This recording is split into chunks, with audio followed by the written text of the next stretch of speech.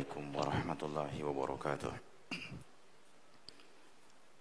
إن الحمد لله نحمده ونستعينه ونستغفره ونعوذ بالله من شرور أنفسنا وسيئات أعمالنا من يهده الله فلا مضل له ومن يضلل فلا هادي له.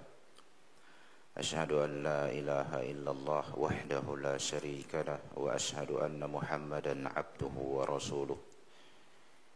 يقول ربنا جل شأنه أعوذ بالله من الشيطان الرجيم يا أيها الذين آمنوا اتقوا الله حق تقاته ولا تموتن إلا وأنتم مسلمون.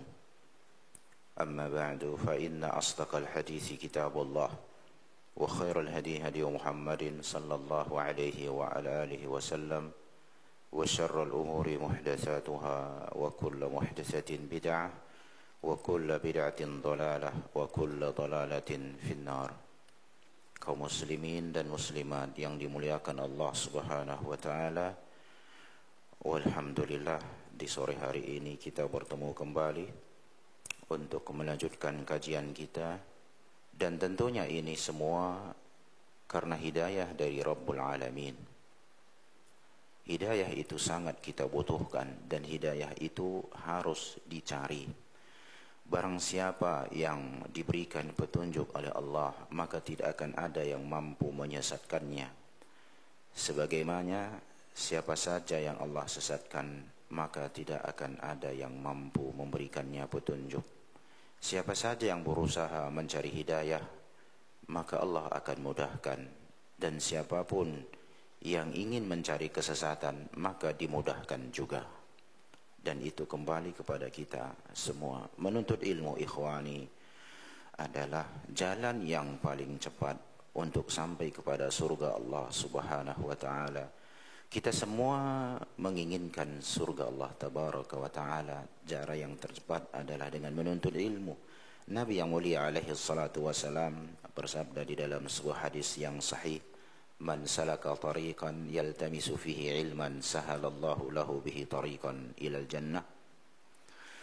Barang siapa yang meniti satu jalan untuk menuntut ilmu, Allah akan mudahkan bagi dia jalan menuju surga. Ikhwani, kita akan berjumpa satu masa yang harus pasti kita akan berjumpa dengan waktu itu, yaitu berkumpulnya manusia di mahsyar. Berkumpulnya manusia di mahsyar. Di saat itulah kita sangat membutuhkan amal saleh. Di saat itu kita sangat membutuhkan balasan dari Allah Subhanahu wa taala dari seluruh amal yang kita lakukan di muka bumi ini. Di saat ini kita beramal, tidak nampak balasan seketika. Akan ada masanya kita tidak perlu beramal, tetapi kita sangat membutuhkan pahala dari amal yang sedang dilakukan. Maka jangan sempat terperdaya dengan kehidupan dunia yang sementara. Tidak ada masalah yang abadi. Dan dunia ini bukan tujuan kita. Jika seandainya luput dari kita sesuatu hal dari urusan dunia ini, maka bukan sebuah kerugian. Siapa yang tidak memiliki sesuatu, tentu dia tidak akan ditanya di akhirat. Sebaliknya, apabila Allah mudahkan kepada kita dari karunia dunia, maka pastikan itu adalah sebuah nikmat. Bukan karena kemaksiatan kita Allah memberikan kita kemudahan-kemudahan di dunia ini, padahal kita bergelimang dengan dosa. Itu bukanlah sebuah nikmat. Jangan terperdaya dengan kemudahan-kemudahan yang kita dapatkan di muka bumi ini. Lihatlah apakah kita ini bertakwa kepada Allah atau tidak. Salawat dan salam kepada Nabi yang mulia alaihi salatu wasalam, kepada keluarganya, sahabat-sahabatnya, dan orang-orang yang mengikuti beliau dengan baik. Ikhwani, bagi antum yang melaksanakan ibadah haji, bagi antum yang melaksanakan umrah, antum perhatikan di saat antum tawaf atau sa'i, manusia begitu berdesak-desakan, disorong dari belakang. Kita tidak ada niat menyorong orang, kita yang disorong, padahal akan jalan juga. Maka di saat itu, padahal kita semua ingin beribadah kepada Allah, di saat itu harus kita ingat, peristiwa itu 7 kali putaran itu hanya mungkin sejam atau sejam lebih. Desak-desakan, mungkin yakni keringat bisa jadi, dan seterusnya. Berjalan, mungkin yang tidak biasa berjalan kakinya naik, betisnya naik, sa'i pun begitu kalau lagi rame-ramenya. Coba pelajaran yang bisa kita lihat bagi antum yang pernah merasakan seperti itu, ini hanya sementara. Bagaimana pula 50.000 tahun di mahsyar? Tidak ada yang bisa kita banggakan di muka bumi ini, sebagaimana tidak ada yang perlu kita takutkan di muka bumi ini kecuali dosa-dosa kita. Sering saya ingatkan dan terus saya ingatkan, permasalahan kita umumnya hanyalah masalah dunia. Tidak ada orang yang bunuh diri memikirkan surga dan neraka. Rata-rata orang stres gila bunuh diri karena memikirkan dunia, padahal dunia tidak akan pernah tertukar. Apa yang antum dapatkan tidak akan pernah saya dapatkan. Sesuatu yang Allah takdirkan sama antum akan menjadi milik antum. Sesuatu yang Allah takdirkan kepada saya akan menjadi milik saya. Semuanya kita ini hanya menjalani takdir masing-masing. Tapi usaha sebab harus diambil. Tidak boleh kita duduk-duduk berpangku tangan dan seterusnya mengharapkan rezeki turun sebagaimana turunnya hujan. Ya, rezeki akan turun, tetapi kita wajib mengambil sebab. Di antaranya sebab hidayah. Kita menginginkan hidayah, kita harus mengambil sebab. Antum datang kemari ngapain? Menuntut ilmu itu adalah salah satu cara untuk mendapatkan hidayah dan menjaga hidayah. Hidayah kita perlukan, kita harus cari. Setelah didapatkan kita harus menjaganya. Salah satu menjaganya dengan menuntut ilmu. Kajian-kajian walhamdulillah sangat terbuka lebar di mana-mana yang mengajarkan akidah yang sahih, sunnah al-mutahharah, terbuka lebar, terkhusus di masjid yang mulia ini atau di tempat yang lain yang diberikan izin untuk mengajarkan Islam yang murni. Pergunakan kesempatan itu sebelum datang cobaan dari Allah Subhanahu wa taala. Sebelum datang perkataan Rabbirji'un la'alli a'malu salihah fima tarak, ya Allah, kembalikanlah aku ke muka bumi agar aku mengamalkan amal saleh yang dahulu aku tinggalkan. Kita masih berkaitan tentang hak-hak muslim. Hak pertama telah pernah kita bahas, yaitu menjawab salam, mengucapkan salam. Hukumnya fardu kifayah atau sunnah, kita katakan sunnah menjawab salam antara fardu ain dengan fardu kifayah. Ya, ini penting kita memahaminya agar kita bisa memberikan penilaian yang benar berkaitan tentang masalah mengucapkan salam dan menjawab salam. Hak berikutnya, saudara-saudara sekalian, adalah iyadatul marid, menjenguk yang sakit. Menjenguk yang sakit. Al-maridu, orang yang sakit apabila dia sudah tinggal di rumah, ya, atau barangkali dirawat di rumah sakit, maka dia memiliki hak atas saudara-saudaranya kaum muslimin. Bukan kerabatnya saja, ya, kerabatnya bukan. Ini kita pembicaraan hak-hak persaudaraan di dalam Islam, dan kita semua bersaudara dimanapun, di negeri ini atau di negeri yang lain, dimanapun hak-hak itu harus tetap ditegakkan, ya. Meskipun kita dipisahkan mungkin dengan undang-undang negara satu sama lain. Hak atas saudaranya muslim untuk menjenguknya. Satu, menjenguk. Nah, ini harus mari coba kita lihat apa yang selama ini sebetulnya kita lakukan di saat kita menjenguk orang yang sakit. Ya. Kemudian apa? Wa yudzakiruhu ma yanbaghi an yadhkuruhu bihi. Dijenguk dan disebutkan, dinasihati kepada orang yang sakit itu apa yang perlu disebutkan kepada dia, diingatkan kepadanya. Karena sakit ini Bisa jadi di kemudian hari dia meninggal, atau bisa jadi ini penyakitnya parah, ya, dan dia ingin sembuh. Berapa banyak manusia itu tidak kuat menahan sakit. Kita sedang tidak hidup di era sahabat. Kita sedang tidak berada di generasi emas. Kita berada di era iman ini sangat lemah. Berapa banyak manusia karena sakit dia pindah agama, karena datang NGO atau ormas-ormas atau agama-agama lain atau tokoh-tokoh agama lain mendatanginya, menjenguknya. Di saat yang bersamaan saudaranya yang lain tidak datang dari kaum muslimin, datang perwakilan-perwakilan orang-orang kufar. Dia mendapatkan ketenangan gara-gara itu. Dia lagi diuji. Kemudian setelah itu dia pindah agama. Banyak. Yang kedua, bisa jadi ada orang datang dari kalangan yang tidak mengerti agama dan dia ingin sembuh. Dinasihatkan kepadanya obat-obat yang haram. Dinasihatkan kepadanya mendatangi dukun tradisional. Tradisional ada yang mubah, tapi ada yang haram. Kebanyakan manusia mendatangi yang haram melalui perantara orang-orang dukun. Nah, kini fungsi kita kaum muslimin menjaga akidah saudara kita tatkala berkunjung, mengunjunginya di saat dia sakit, yang memang hukumnya fardu kifayah atau fardu ain nanti bagi kerabat jika sifatnya untuk menguatkan silaturahmi. Diingatkan kepada yang sakit. Di antaranya yang lain yang perlu kita ingatkan bagi orang yang sakit ini adalah taubat. Mengingatkan tentang pentingnya kembali kepada Allah. Taubat atas kesalahan-kesalahan yang dilakukan. Bisa jadi Allah akan mengambil nyawanya, dia kembali kepada Rabbul Alamin. Karena di saat orang sakit itu hatinya terbuka.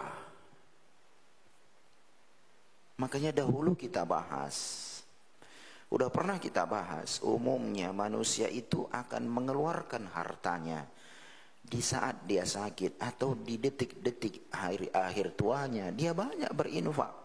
Karena kalau di masa muda atau lagi sehat, masih banyak angan-angan. Aku ingin punya begini, punya begitu. Kalau aku infakkan nanti bagaimana dan seterusnya.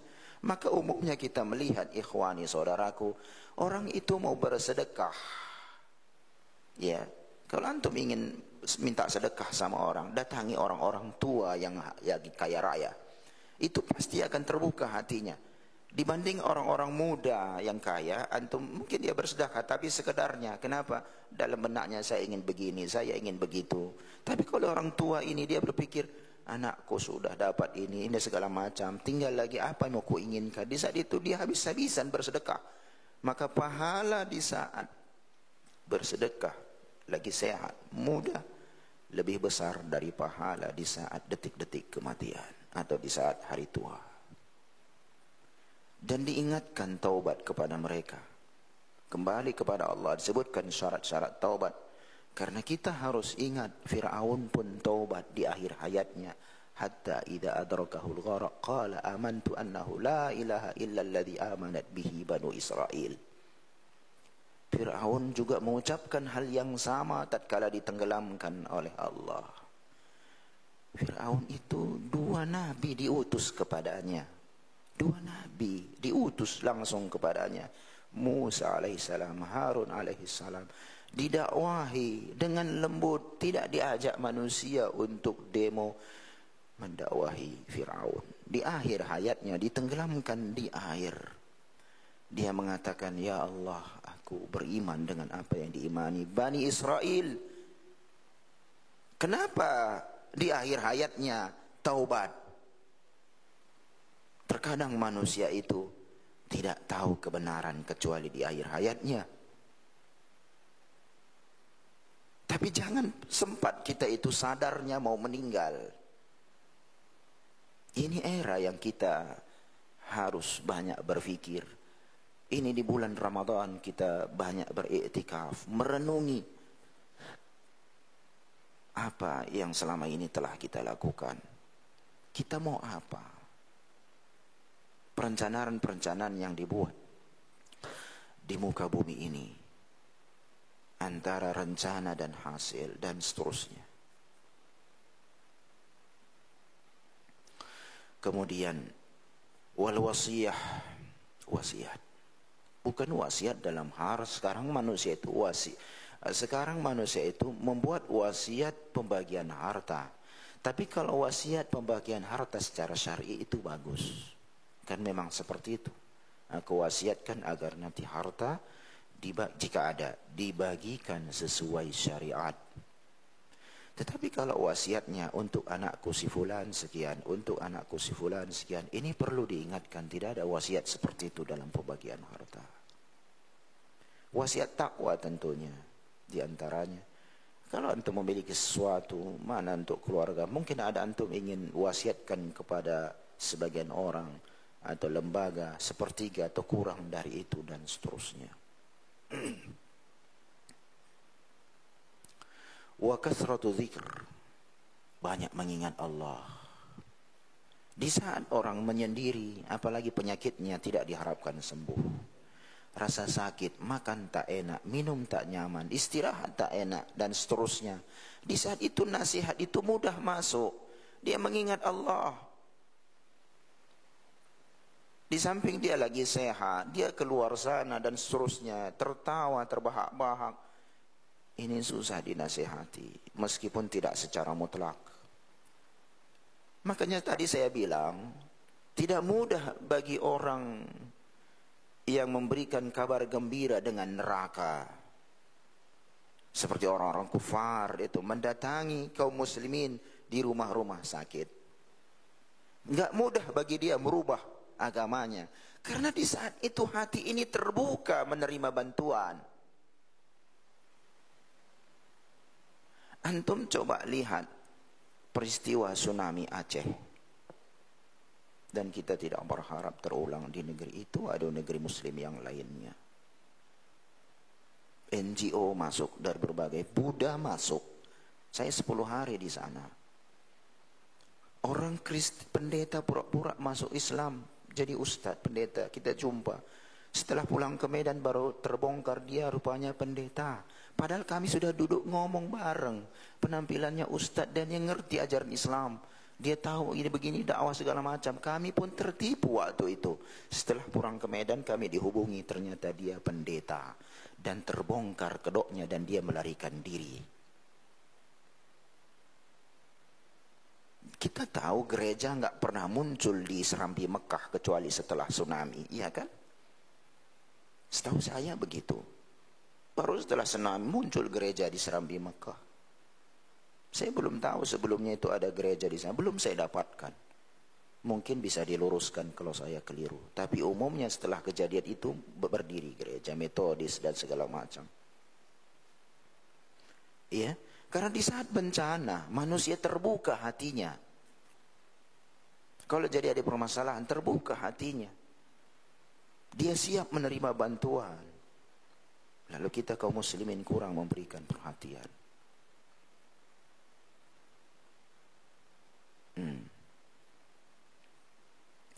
Wal istighfar, meminta ampun. Al istighfar, ya. Istighfar ini kita sangat butuhkan. Istighfar ini bermanfaat bagi kita baik selama kita hidup ataupun nanti setelah meninggal. Tapi itu hanya istighfar dari kaum muslimin. Taubat itu bermanfaat di saat masih hidup, karena nggak ada orang taubat setelah meninggal. Syarat taubat aja itu salah satunya sebelum gargarah, sebelum nafas, ruh itu ditarik. Jadi tidak ada orang taubat setelah meninggal, kan begitu. Ya karena itu bagian dari amal soleh. Tapi istighfar, kita bisa mendapatkan istighfar kaum muslimin dari seluruh penjuru dunia. Allahumma ighfir lil muslimina wal muslimat wal mu'minina wal mu'minat, dari khatib-khatib di Mekah, di Madinah, di Quba, di Aqsa, dan di seluruh masjid kaum muslimin yang hidup dan yang mati mendapatkan istighfar. Tetapi di saat kita masih hidup, kita juga bisa melakukan istighfar, mohon ampun kepada Allah Tabaraka wa Ta'ala atas kesalahan-kesalahan yang dilakukan. Di saat sakit kita membutuhkan, baik di saat sehat kita sangat membutuhkan ampunan dari Allah. Kita sangat membutuhkan ampunan dari Allah tabaraka wa ta'ala. Kita ini tidak ada apa-apanya. Jika Allah mau, Allah bisa membuat kita. Antum kan kemari, tadi saya kemari dari pondok pesantren. Saya baru pulang kemarin, jadi suara saya agak kurang sehat, kurang fit, kemudian nggak ada ganti. Ya, saya baru pulang kemari, kemudian saya pondok kemari. Kita perhatikan. Jadi pelajaran, kalau orang mau, Allah bisa meletakkan kita seperti orang-orang di pinggir jalan, nggak peduli dia, mungkin dia Muslim nggak puasa. Kalau Allah mau, Allah bisa menutup pintu hati kita untuk menerima ilmu. Kalau Allah mau, kita bisa menjadikan orang-orang kufar. Kalau Allah mau, Allah mungkin bisa lahir kita dibuat di Amerika Selatan sana, yang memang hampir 100% Nasrani. Kalau Allah mau, Allah bisa buatkan kita lahir di Korea, mungkin Korea Utara. Kalau Korea Selatan masih ada Islamic Center di sana. Kalau Allah mau. Tapi Allah membuat kita hidup di satu negeri yang dakwah sudah masuk, yang asalnya memang kita Hindu Buddha. Kita butuh sama Allah subhanahu wa ta'ala. Ikhwani, wa qiraatul Quran dan selainnya, membaca Al-Quran terlebih seperti ini. Berapa lembar Al-Quran yang telah kita baca di bulan yang mulia ini, yang pahala dilipat gandakan. Tadi saya berikan permisalan bagi antum yang sudah umroh, ini yang memungkinkan tiap bulan, atau haji per tahun. Himpitan manusia ingat mahsyar.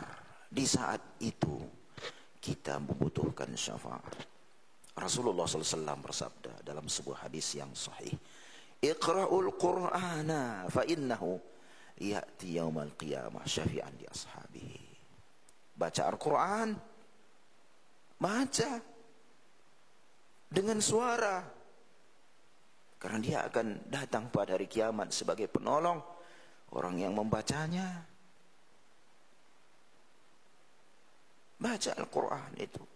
Jangan jadikan Al-Quran hanya sebuah koleksi di rumah, menunjukkan kita seorang Muslim. Saya punya mushaf Al-Quran di rumah, tapi tak pernah dibaca. Ya terserah, mau aplikasi juga ada, nggak ada masalah itu. Terlebih para penuntut ilmu, kita sering ingatkan penuntut ilmu harus paling banyak membaca Al-Quran, dan nggak mesti juga harus ditampak-tampakkan ke orang lain, tetapi memang harus banyak membaca Al-Quran. Apalagi ini adalah suatu hal yang pahala dilipat gandakan di Syahrul Mubarak. Menyendiri, iktikaf, menyibukkan diri, amalan yang sangat besar. Amalan di bulan Ramadan ini tidak hanya sholat doang. Jangan kita berpikiran amalannya sholat. Banyak amal soleh yang bisa kita lakukan. Ya. Baca artinya. Jangan sempat kita membaca surat tauhid yang berkaitan tentang tauhid, dia melakukan kesyirikan. Ayat yang mengajak manusia untuk meneladani Rasulullah SAW, dia melakukan bid'ah dan selainnya. Minal a'mali salihah. Jadi orang yang sakit itu, ini yang harus kita datangkan kepadanya. Kita mengunjungi saudara kita, ingatkan yang seperti ini. Bukan dibawa cerita yang nggak jelas.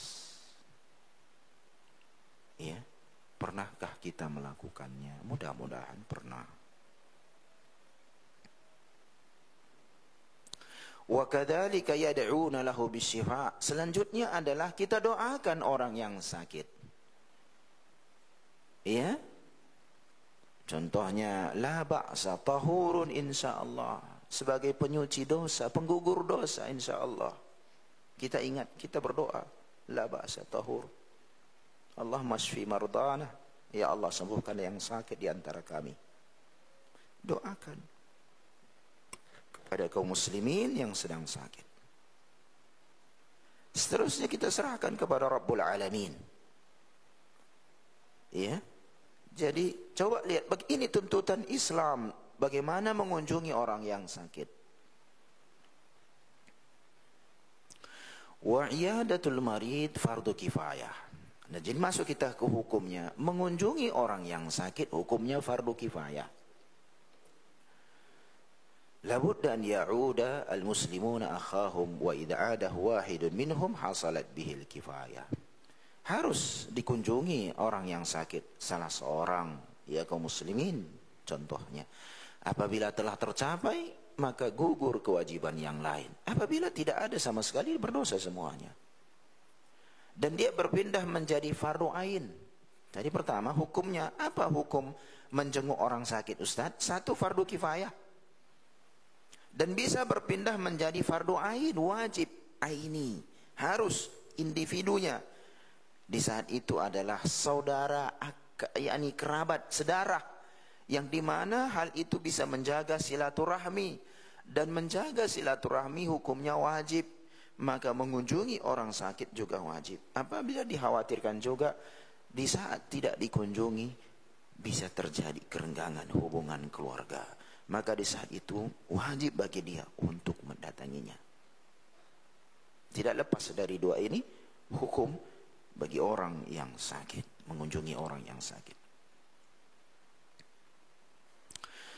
Dan ulama telah menyebutkan dalam menjenguk orang sakit ini beberapa adab.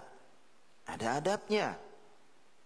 Alla yukthir al-aidu lil marid muhadatsatahu bisu'al an halihi wa an naumi wa akli, dan seterusnya.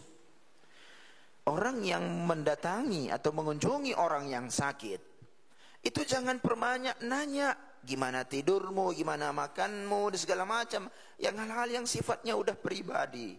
Terkadang ada orang gak senang ditanyai seperti itu. Ya. Kecuali kalau dia memang ya nggak ada masalah bagi dia. Tapi kan kita nggak tahu juga. Ada orang memang tipe manusia ini tidak banyak bercerita, tidak banyak yakni berinteraksi, bisa kita katakan. Jadi tapi kita kunjungi dia. Ya kita berikan nasihat-nasihat itu tadi. Ya akhi, mungkin perlu apa ini, ada kesalahan, taubat, istighfar. Ya diingatkan, ini banyak mengingat Allah, tidak mengapa, ini sebuah penggugur dosa. Adapun kita cerita lagi di situ, gimana makan antum, gimana rumah sakit ini, gimana pelayanannya, itu enggak kerjaan antum, enggak kerjaan kita itu. Ya, dan seterusnya.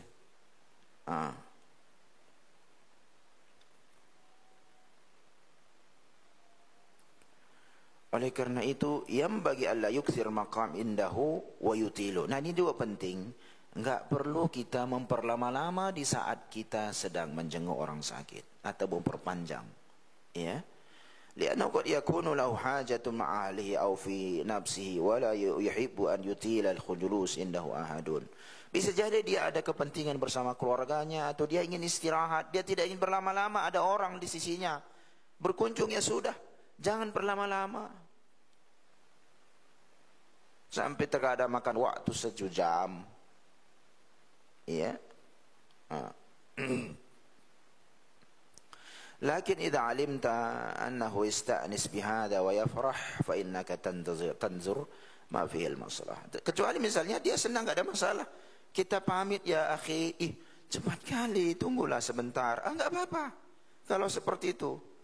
Ya. Nah, tapi kalau misalnya ini kita lihat dia juga mau istirahat. Terkadang ada orang nggak mau berjemuk, nggak mau dijenguk lama-lama, kan begitu. Ya. Nah. Tapi Ustaz, dia kan nggak. Kita harus pikirkan, kita bicara hukum sekarang. Kecuali kalau dia mengatakan misalnya, mungkin saya tidak usah dikunjungi dulu di saat seperti ini, saya butuh istirahat. Banyak seperti itu. Ya. Makanya perlu ditanya dulu, kami mau berkunjung arah sana ini, kami mau berkunjung boleh tidak atau gimana mungkin. Jika bilang ya tidak usah karena saya pun butuh segala macam. Ya, perlu dikabarkan kunjungan-kunjungan. Ya, nah itu penting juga. Begitu juga adab berikutnya itu tidak memperbanyak mengunjunginya sedekat apapun dengan kita. Ya, Bihitu ya'tihi sabahan wa masaan, kecuali kalau diperlukan dia datang pagi, datang lagi sore, segala macam. Enggak perlu memperbanyak mengunjungi orang yang sakit, kecuali dibutuhkan. Memang dia bertanggung jawab, mungkin ngantar makanannya, ya iyalah. Ya. Walhasil anna al-'aida lil marid yanbaghi an yura'iya al-maslahata fi kulli ma yakunu ma'al marid. Jadi kesimpulannya adalah mengunjungi orang yang sakit ini hendaklah diperhatikan maslahat, ya, orang yang sakit, ya.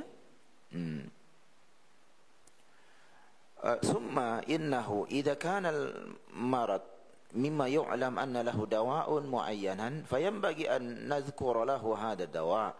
Begitu juga kalau tatkala kita berkunjung kita tahu obatnya, maka hendak kita sebutkan obatnya kepada orang yang sakit tersebut. Li'anna dawa'a mubah, karena berobat hukumnya mubah, bahkan masuk dalam kategori sunnah idza rujiya naf'uhu wa ghaliba 'ala dhann. Di asalnya mubah. Ingat ya kaum muslimin, saudara-saudara sekalian, penyakit dari Allah, penyembuh pun dari Allah. Kita jangan jatuh dalam pembatal Islam di sini. Jangan berpikiran bahwasanya obat secara zatnya itu menyembuhkan, enggak. Atau dokter menyembuhkan, enggak. Itu hanya sebab. Yang menyembuhkan hanya Allah. Oleh karena itu ada orang berobat, orang yang enggak berobat sembuh. Ada orang berobat dengan penyakit yang sama malah tak sembuh. Penyakit dan obat itu datang dari Allah. Kita hanya mengambil sebab. Dan di sini kita diuji. Hukumnya pun mubah berobat ini. Dan bisa menjadi sunnah, ditekankan apabila kuat dugaan yang melalui sebab ini sembuh. Makanya kita jangan tawakal dengan dokter. Terkadang manusia kalau sudah sakit, berserah dirinya, tawakalnya, bersandarnya itu kepada dokter. Aku kalau nggak dokter itu nggak mau aku. Kayaknya dia yang bisa menyembuhkan penyakitku ini. Aku karena kalau dokter bukan obat itu nggak mau aku. Dia yang menyembuhkan obat penyakitku ini. Ini udah salah. Itu kita hanya mengambil sebab. Sakit kepala. Kenapa banyak obat sakit kepala? Iya, banyak sekali jenis obat sakit kepala. Padahal sakit kepala satunya. Karena obat bukan menyembuhkan secara zatnya. Itu yang mubah ya. Lalu kenapa manusia berobat dengan yang haram? Padahal Rasulullah mengatakan tadawu, berobat kalian. Wala tadawu biharam. Jangan berobat dengan perkara yang haram. Sop ular, sop biawak, darah kobra, daging kobra, haram, dan seterusnya.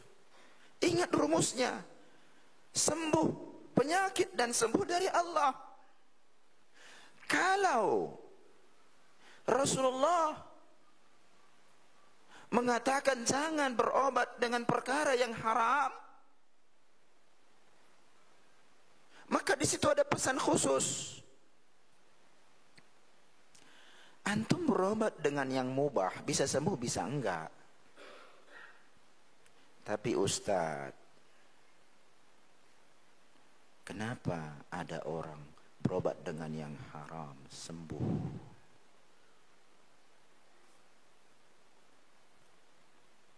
Kenapa ada orang yang berobat dengan haram sembuh?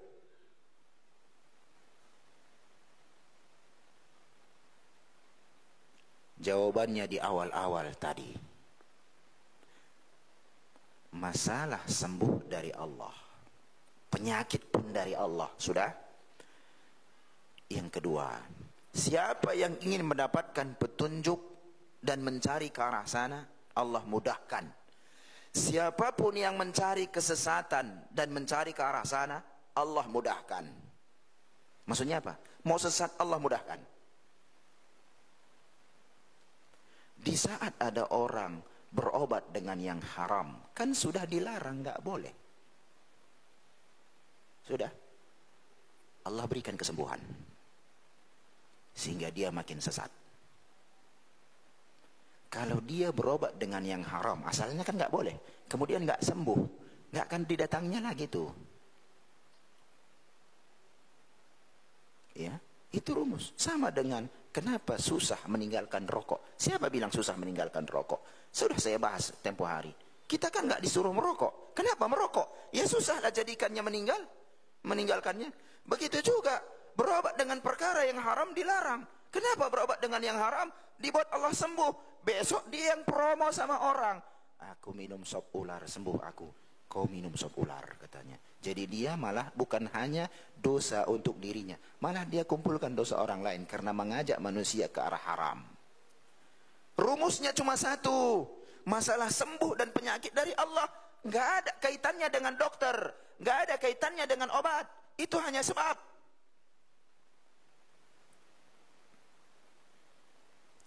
Tapi manusia ingin sembuh.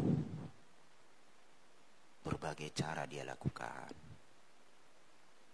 Seandainya dia ambil sebab saja secara mubah.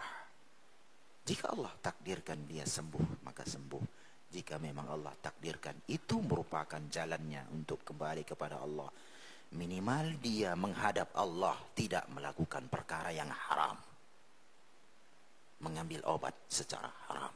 Ujung-ujungnya kan kematian. Meninggal pun dia tidak dalam keadaan berobat dengan yang haram. Itu penting dipahami.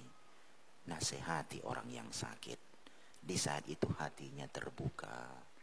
Apapun dilakukannya. Sama dengan ini lagi musim korma muda di Mekah, di Madinah. Pesan sana, pesan sini. Untuk apa? Untuk kehamilan. Masalah hamil urusan Allah. Saya sendiri tidak tahu secara medis. Karena dari sisi hadis saya nggak temukan kurma muda itu sarana untuk hamil. Secara medis saya pun tak tahu. Itu ke dokter. Tapi kenapa orang percaya seperti itu? Khawatir saya malah di kemudian hari. Manusia malah begitu bersandar kepada kurma muda. Dahulu di era Syekh Muhammad bin Abdul Wahab, itu kepada batang-batang kurma jantan dipeluk. Wanita-wanita yang belum hamil. Sekarang mungkin Islam sudah tersebar, sunnah, tapi muncul penyakit kurma muda. Ada keyakinan seperti itu. Itu harus diperiksa secara medis dari sisi kedokterannya, satu. Karena obat itu dia harus datang keterangan dari sisi medis atau ada dalil dari Allah dan Rasulnya. Jangan sempat. Bisa jadi memang setelah itu orang makannya hamil dia. Tentu hamil sebab ada suami istri kan begitu. Lalu akhirnya menjadi sebuah keyakinan. Ya dan seterusnya. Kalau kita tidak memiliki dalil dari Al-Quran. Atau tidak ada keterangan medis dari kedokteran. Dunia misalnya kan begitu. Ya, atau lokal. Maka kita tidak berkeyakinan dengan hal itu. Ini penting.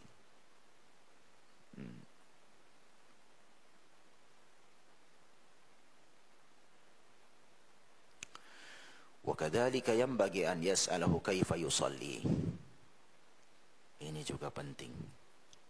Ditanya orang yang sakit itu sholatnya seperti apa? Ikhwan, semua selain dua kalimat syahadat, kan itu pondasi. Semua rukun Islam itu bisa gugur kecuali sholat. Antum kalau puasa nggak mampu, boleh nggak puasa, nanti diganti atau memberi makan bagi orang miskin. Jika memang dalam sakit yang tidak mungkin diharapkan kesembuhan, atau orang tua yang sudah tidak sanggup lagi berpuasa. Haji kalau nggak mampu nggak bisa ke sana. Zakat kalau nggak ada yang mau dizakati, apa yang mau dizakati? Tapi sholat tidak ada kaitannya dengan kaya. Mau kaya, mau miskin, sholat. Sehat, sakit, sholat. Sholat ini nggak bisa ditinggalkan dalam keadaan apapun. Mau tenang, mau perang, makanya ada sholat khauf. Mau musafir, mau segala ada, makanya sholat di atas pesawat atau kendaraan. Makanya di saat kita berkunjung, nah ini saya rasa luput dari sebagian orang yang berkunjung. mengunjungi orang sakit, antum sholatnya seperti apa? Karena terkadang dia juga lupa menanyakannya.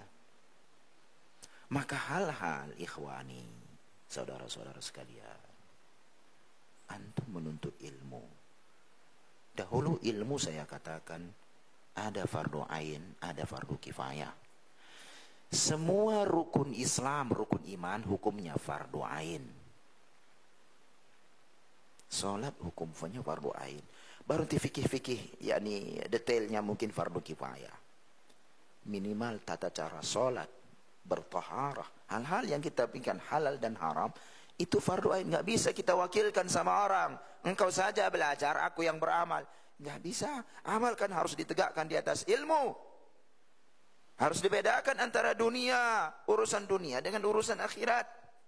Teori dunia beda dengan amalan. Antum belajar teori di sekolah-sekolah. Mekanik misalnya bagi saya dulu yang STM. Teori kita pelajari, sampai ke bengkel beda. Kok lain sama yang di teori? Karena memang beda. Nggak ada kaitannya malah terkadang. Tapi kalau masalah ibadah, antara teori dan praktek harus sama. Nggak bisa antum beda-bedakan. Ya, di wilayah-wilayah fardu ain, antum nggak boleh, nggak tahu. Di antaranya masalah sholat. Antum berkunjung kepada orang yang sakit, tanya, gimana akhi antum sholat? Kalau ditanya kita yang hadir, satu pun tak tahu pula. Tunggulah kita tanya dulu Ustadz. Padahal salah satu fungsinya kita mengunjungi orang sakit itu adalah apabila masalah ini ada pada dia, masalahku seperti ini, apa solusinya? Sholat agak susah, terus kemudian ruangannya kayak gini, kemudian sholatnya bagaimana, kiblatku kemana, kemudian tayamum atau wudu, kalau aku adanya air, cuma siapa yang nggak sanggup aku jalan ke sana, atau antri panjang, aku nggak bisa berdiri lama. Begitu banyak pertanyaan, harus diberikan solusi. Makanya kita tanya, gimana sholat antum? Ya, lianna kathiran minal marda yajhal hal yusalli bil ma' atau bitayammum. Mayoritas orang-orang yang sakit ini tidak tahu apakah dia sholat dengan tayamum atau air. Wal yusalli kulla salatin fi waqtiha aw yajma'. Apakah sholat tiap waktu atau boleh jamak? Lianna hadha amrun muhim qad yakhfa ala ba'dil marda. Ini perkara penting, terkadang terluput dari orang sakit. Hatta inna ba'dal marda yadunnuna annahu idza jaza lahum al-jama' jaza lahum al-qasar wa hum fil biladihim. Sebagian orang sakit ini menganggap apabila boleh jamak boleh kasar, padahal dia lagi mukim. Boleh jamak boleh qasar, berarti Ustaz, saya kan mukim. Saya yakin sakit nih, jamak qasar. Mungkin sebagian yang sholat, ada kan orang nggak peduli dia sholat pun tidak. Wahadi minal asya allati yajibu at-tanabbu laha. Ini perkara yang penting yang wajib diperhatikan. Na'am idza kana al-marid musafir al-mustasfa fil ghairi baladihi falahu an yaqsur wa yajma'. Yaqsur wa yajma'. Ya, apabila dia misalnya berobat ke rumah sakit yang butuh, dia udah perjalanan jauh, dirujuk rumah sakit X, udah luar kota, ya boleh jamak, boleh kasar. Tapi kalau masih di wilayahnya rumah sakit sekitar tempat dia, ya jamak doang. Itu pun kalau diperlukan. Lakin idza syaqqa alaihi an yusalli kulla salatin fi waqtiha falahu al-jama' walau kana fi baladihi. Apabila dia berat bagi dia untuk sholat per waktu, mungkin yakni sakitnya itu membuat dia susah bergerak, ya, maka memungkinkan dia untuk jamak sholat itu di antara dua waktu yang berdekatan. Ya. Tetapi jamak bukan kasar. Li'anal jama' wal qasr la yatalazaman. Jamak dan qasar itu enggak mesti harus beriringan bersama. Ini rumus. Qasr itu hanya untuk safar. Qasru, mengkasar salat, itu rumusnya hanya untuk safar, tidak ada yang lain. Qad yusra'ul qasru dunal jama' wa qad yusra'ul jam'u dunal qasri wa qad yusra'ani jami'an. Disyariatkan terkadang kasar tanpa jama', dikasar tanpa jama'. Disyariatkan jama' saja di tanpa kasar. Ada disyariatkan dua-duanya sekaligus, jama' dan kasar. Jadi ada kasar tanpa jama', ada jama' tanpa kasar, ada dua-duanya. Ini harus kita tahu. Ya. Fal musafir alladhi yashukku alaihi an yusalliya kulla salatin fi waqtiha bihaitsu yakunu qad jadda bihi sayr yusra lahu al-jam' wal qasar. Musafir sudah syarat kasar sudah ada. Apabila susah bagi dia untuk salat setiap waktu, boleh bagi dia untuk jamak dan kasar. Ya. Jamak dan kasar. Musafir jamak dan qasar apabila susah bagi dia untuk sholat setiap waktu. Tapi musafir yang sudah mukim, maka di sini dua berlaku. Ya, hendaklah dia mengqasar. Ya, mengqasar, nggak mesti harus dijamak. Qasar.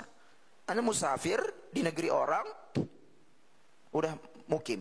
Mukim di sini adalah berhenti, udah ada singgah di hotel misalnya, boleh dikosor karena antum lagi musafir. Jamak pilih, nggak mesti. Nggak mesti. Ya, ada jamak tanpa kosor, seperti orang sakit ini tadi di rumah sakit. Dia mukim, bukan lagi bepergian kemana-mana, kecuali kalau dia keluar kota, ya boleh dia kosor. Maka di saat itu dia boleh jamak, tapi enggak kasar, jangan diringkas. Ini hukum-hukum bagi orang yang sakit, perlu diketahui. Datang menjenguk rame-rame, tanya tentang sholat, dia pun bertanya tentang sholatnya. Semua yang hadir tak tahu jawabannya, kan repot ini. Bukalah Tuan Google, ya kan? Kita tanyalah dulu Tuan Google, tunggulah dulu, WA dulu Ustaz. Ini salah siapa? Salah kaum muslimin yang tidak mempelajari agamanya. Padahal ini wilayah fardu ain. Masalah sholat fardu ain. Rugi jika kita tidak mengerti agama kita ini. Ini yang penting. Urusan dunia ini cukup yang kita butuhkan untuk menegakkan punggung kita beribadah kepada Allah. Kita pelajari ilmunya. Nggak mesti kita harus profesor dalam masalah itu. Profesor dalam masalah pertambangan, profesor dalam masalah ini, itu, dan itu segala macam. Padahal nggak akan ditanya kita di akhirat. Ya, masalah ini kita ditanya di akhirat. Bagaimana kita menjawab dakwahnya para nabi? Ya, Amal hak. Nah, itu tentang masalah menjenguk orang sakit. Hak yang kedua. Hak yang kedua kaum muslimin menjenguk orang sakit sudah kita rincikan. Jangan terlalu banyak ngobrol. Ya, ini kecuali dia ingin, memang nggak ada temanku, duduklah kalian dulu. Bolehlah.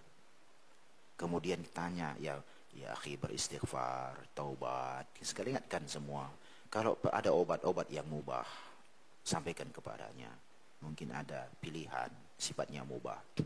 Ingatkan bagaimana dia beribadah dan seterusnya. Itu penting dalam menjenguk orang yang sakit. Dan ingat, menjenguk orang sakit itu jangan kita pikirkan harus bawa buah. Kok nggak bawa apa-apa kalian? Nggak seperti itu. Atau kita bawa apa ini ya? Enggak. Boleh antum bawa, tapi harus ini bermasalah. Termasuk kalau antum mau donasi boleh, tapi harus bermasalah. Kecuali tak mampu, itu kaum muslimin wajib membantunya bareng-bareng. Dia butuh dana, nggak ada, mungkin nggak apa-apa kita donasi. Tapi ada harapan si sakit, kalau saya dijenguk saya dapat ini begitu, itu perbaiki niat.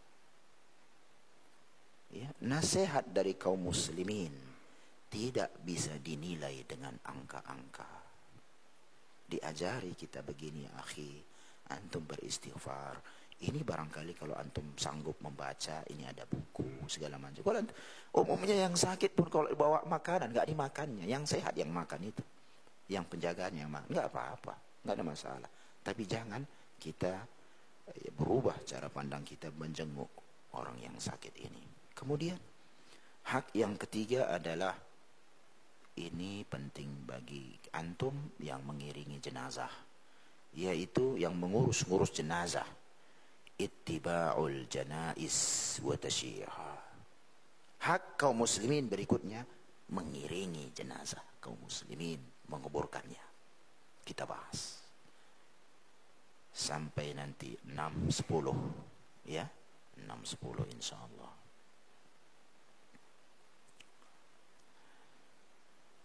Fa inna min haqqil muslim ala akhihi an yatba' janazatahu min baitihi ila al-musalla sawa'un fil masjid aw fi makanin akhar ila qabrihi ila al-maqbarah. Di antara hak kaum muslimin atas saudaranya yang muslim, jenazahnya diiringi, baik dari rumahnya atau dari masjid. Di mana mayat itu berada? Mungkin dari rumah atau di masjid, atau kita ke masjid memang dibawa salatkan ke masjid. Iya. Sampai ke kuburan.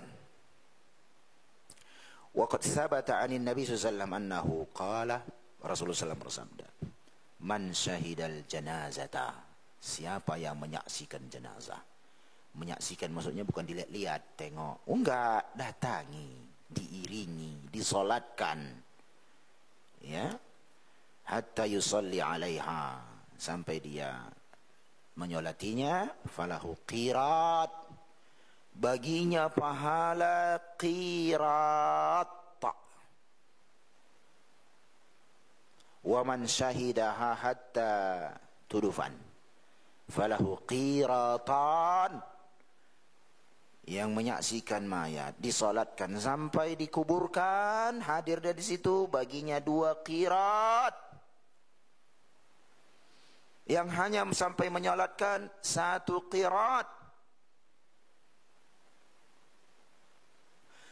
Ikut ke pekuburan 2 qirat.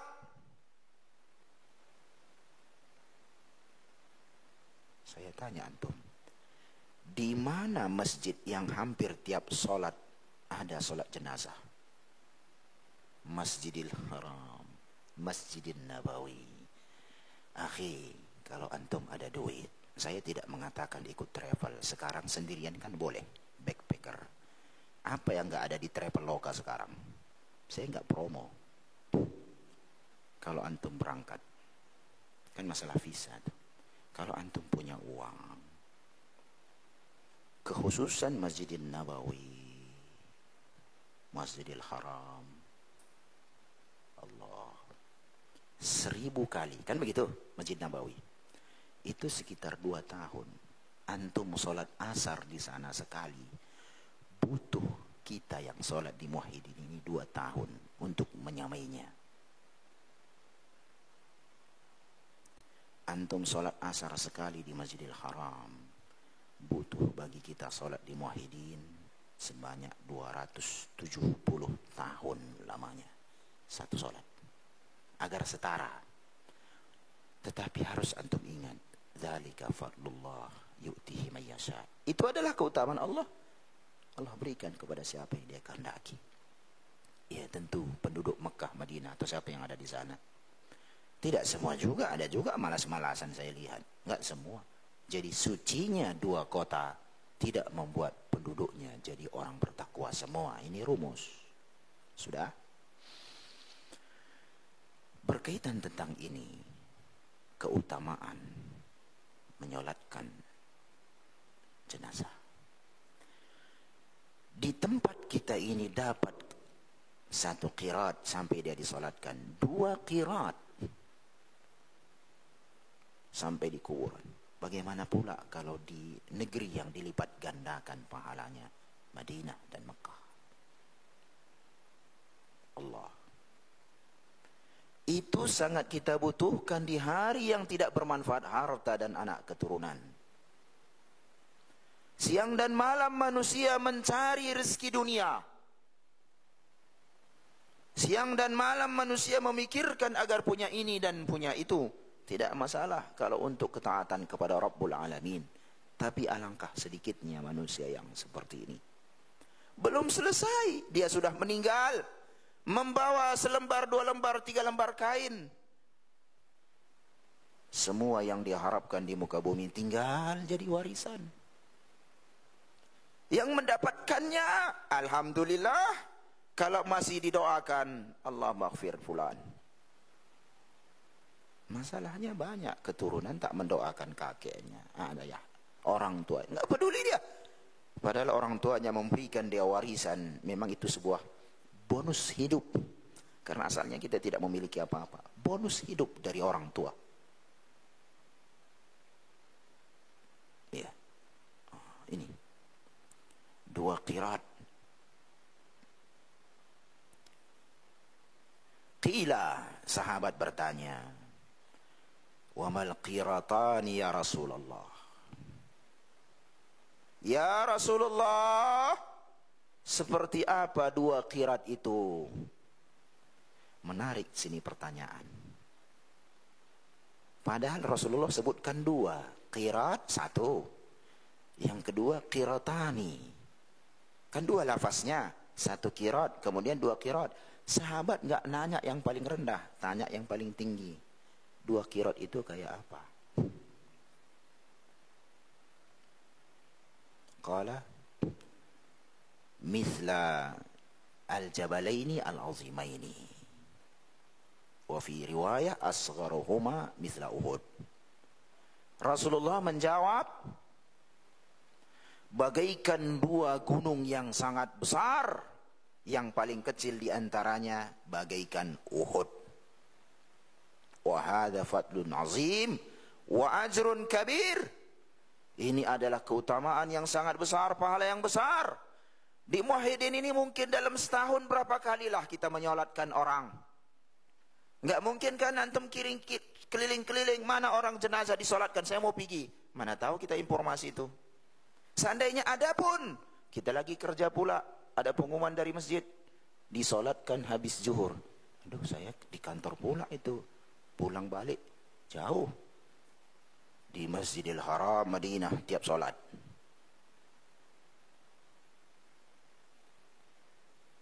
Gak ada artinya duit antum yang 30, 40, 50 juta itu dengan pahala yang besar ini. Besok umroh bang, langsung bang, daftar. Saya gak promo, saya gak menyebutkan merek travel ya. Maksud saya begitu, haji atau umroh. Tahu antum sebesar apa gunung Uhud? Yang didatangi para jamaah umroh itu atau jamaah haji ke kuburan Uhud, Jabal Rumah, pegunungan pemanah, itu hanya sebagian kecil. Ini gunung Uhud, kata mutawifnya. Kita tengok misalnya gitu, oh besar ya kan gitu. Itu hanya sebagian kecil yang kita lihat itu. Gunung Uhud itu panjangnya 7 kilo. Yang kita lihat itu paling berapa lah? Yang di Uhud yang ada pekuburan Uhud itu, masjid ada di situ, yang tempat jualan.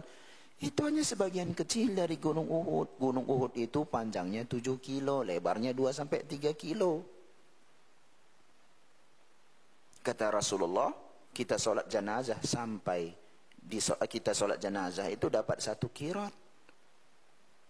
1 qirat itu misalnya satu gunung Uhud paling kecil aja seperti gunung Uhud. Gunung Uhud itu 7 kilo panjangnya, lebarnya 2 kilo. Yang kita lihat, yang antum lihat di berziarah ke Uhud itu hanya sebagian kecil dari deretan pegunungan. Kayak kita ada namanya Bukit Barisan, Pangdam Bukit Barisan. Ya dari Aceh sana begini terus sampai Riau. Panjang. Dulu. Ya. Ya besar sekali kan begitu. Makanya dikatakan dalam hadis yang dahulu kita ingatkan, baru kita lihat, jangan engkau celah sahabatku, Seandainya kalian berinfak sebesar gunung Uhud, emas 7 kilo panjangnya, kita berinfak ikhlas tanpa riak di situ. Sahabat berinfak segini doang, kalah pahalanya dengan infak kita. Pahala mereka lebih besar, pahala kita lebih kecil. Padahal kita berinfak sebesar gunung Uhud 7 kilo itu, sahabat hanya segini berinfak. Nah, infak sahabat seperti apa? Oh, coba lihat perang Tabuk. Abu Bakar Siddiq sampai tidak meninggalkan apa-apa di rumah. Umar bin Khattab setengahnya hartanya. Datang Umar, datang Utsman, datang ya Abdurrahman bin Auf dan seterusnya. Keutamaan sahabat. Makanya kita ambil agama ini dari sahabat yang kita dengar dengan istilah manhaj salaf.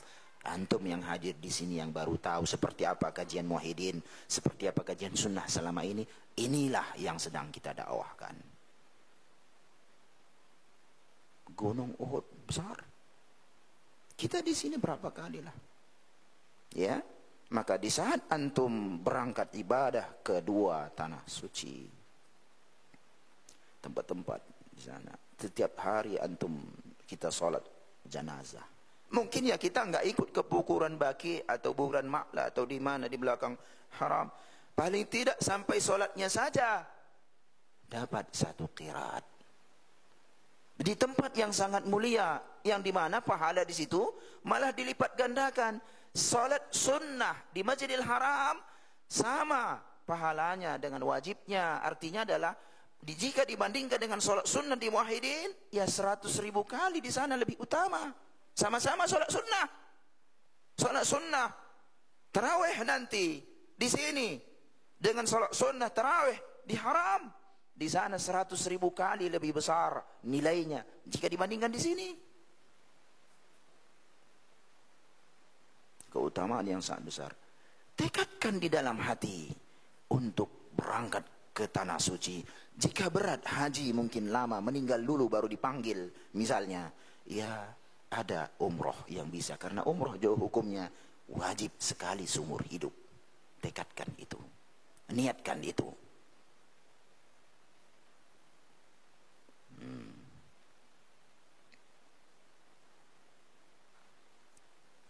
Walamma balagha Abdullah bin Umar hadal hadis. Tatkala Abdullah bin Umar mengetahui sampai kepadanya hadis yang mulia ini, menunjukkan sahabat tidak semua pada dirinya ada hadis. Di sini harus kita pahami kenapa ahlur ra'i dari jalur Abdullah bin Mas'udin di Kufah banyak melakukan analogi kias. Karena tatkala terjadi masalah-masalah muncul, pusat pemerintahan di Madinah, sahabat kumpulnya di Madinah, menanyakan permasalahan ini ada hadisnya atau tidak di kalangan sahabat di Madinah, butuh puluhan hari. Akhirnya mereka banyak melakukan analogi kias. Bukan mereka menolak dalil ya dari kalangan Hanafiyah. Meskipun ada juga fanatik yang mungkin bermasalah, itu fanatiknya sebetulnya, fanatik yang tidak tepat. Abdullah bin Umar qala laqad faratna fi qararit katsira. Kita kehilangan banyak qirat udah ini. Karena awalnya sahabat enggak tahu. Setelah mengetahui di sini, mereka berlomba-lomba menyolatkan. Asalnya mereka enggak tahu. Kita telah kehilangan qirat yang sangat banyak. Kata Abdullah bin Umar, "Tsumma sara ba'da dzalik la yara janazatan illa tabi'aha.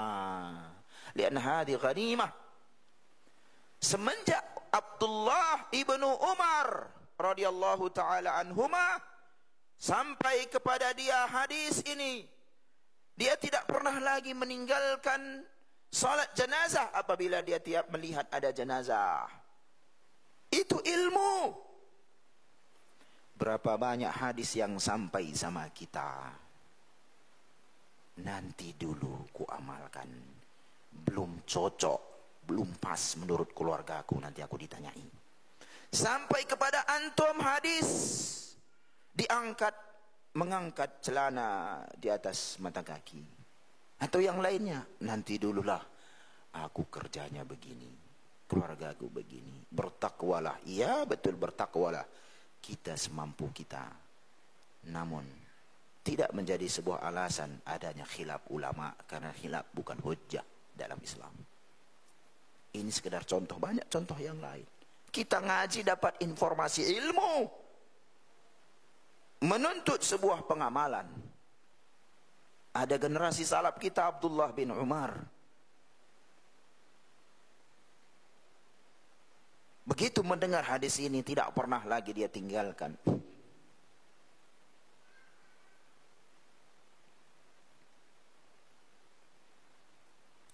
Lianna hadhihi ghanimatun an yahsul al-insan misl al-jabalain al-azimain fi amalin yasir. Karena ini adalah ghanimah, harta yang didapatkan, yang tercapai dengannya pahala dua gunung yang sangat besar, amalan yang ringan.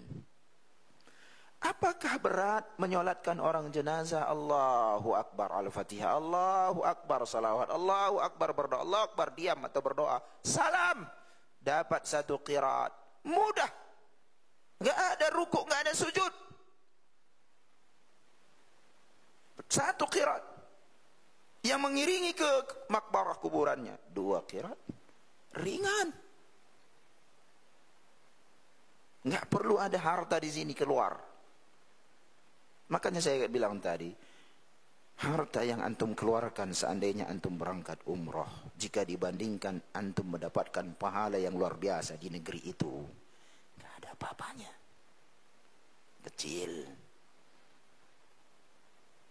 ya kecil itu angka itu rupiah. Pulang antum bisa dapat lagi balik. Biaya yang antum habiskan untuk beribadah ke sana itu, pulang antum bisa dapat lagi balik, ya. Wahadal ajar mata yalqa. Kapan pahala ini didapat? Dikontani di dunia. Nah gunung Uhud gitu dilemparkan sama kita, ya nggak kayak gitu konsepnya, ya.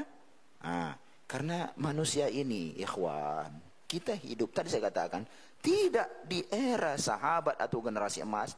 Kita sedang hidup di era yang iman lemah. Cerita seperti ini susah meyakinkannya kepada orang-orang yang iman. Lebih mudah meyakinkannya dengan makanan, ya kan? Sering saya katakan, kalau saya ditanya orang, Ustadz masjid sepi, nggak seperti haram Makki, sholat susah diatur, masih kosong di bawah, suruh ke atas sama askar-askar itu, baladiyah, sampai dia berteriak-teriak, kita masuk ke masjid segala macam dibatasi segala macam. Apalagi sekarang agak lebih susah, ya. Antum harus bersabar situ 4 jam baru bisa dapat tempat. Antum 4 jam, dan kalau enggak begitu pergi antum udah enggak ada lagi tempat antum. Di sini kosong melompong, kapan saja antum datang bisa. Muwahhidin kosong, apalagi masjid yang lain. Caranya gimana agar banyak manusia datang ke masjid ini? Buat spanduk, asal sholat 50.000, penuh.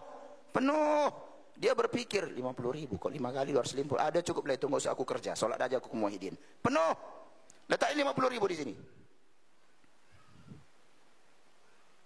Makanya masjid hari Jumat yang ramai adalah masjid yang setelah sholat dibagikan makanan, ya kan? Karena cara berpikir manusia, apa yang saya dapatkan kalau saya ibadah? Makanya ada orang ngomong, seandainya surga dan neraka nggak ada, engkau masih sholat apa enggak? Gitu dia. Ini pertanyaan orang kufar seperti ini. Padahal tingkatan ikhlas paling tinggi, kita beribadah kepada Allah. Ikhlas paling tinggi, ya.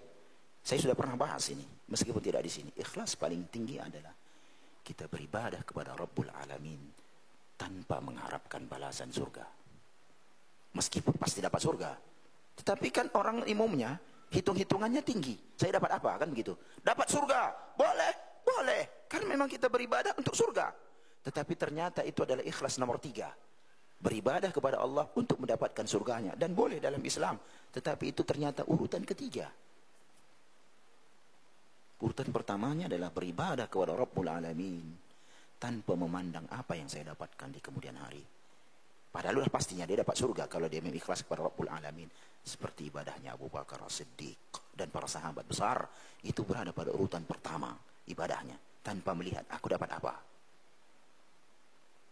Karena ada sebagian sahabat, falakal jannah kata Rasulullah, langsung dia bergerak. Ya, begitu.